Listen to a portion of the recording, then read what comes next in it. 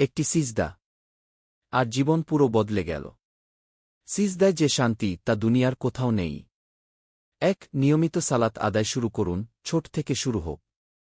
আজই একটি সালাত পড়া শুরু করুন। শুধু একবার সিজদায় যান, আল্লাহ হয়তো তাকেই কবুল করে নেবেন যা আপনার সব গুনাহ মাফ করে দেবে। 2 সিজদায় আল্লাহর সামনে নিজের কষ্টগুলো খুলে বলুন। মানুষকে বললে তারা বিরক্ত হয়, কিন্তু আল্লাহকে বললে তিনি খুশি হন। সিজদা হল এমন এক জায়গা যেখানে আপনি নিজের চোখের পানি ঢেলে দিতে পারেন নিঃসংকোচে। 3 সিজদার সময় অন্তর দিয়ে বলুন, হে আল্লাহ, আমি ফিরে এসেছি।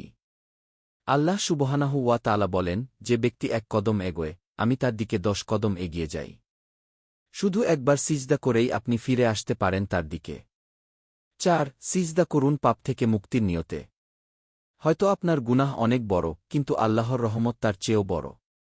সিজদা করে বলুন, ইয়া রব, আমাকে মাফ করে দাও। প্রতিটি সিজদা হতে পারে গুনাহ মাফের সোপান।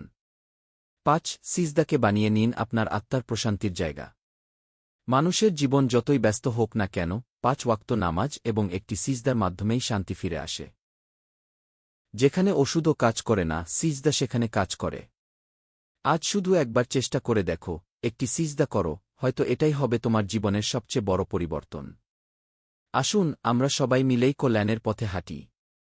কমেন্টে লিখুন আপনি কিভাবে সমাজ পরিবর্তনে ভূমিকা রাখতে চান। ভিডিও ভালো লাগলে লাইক দিন।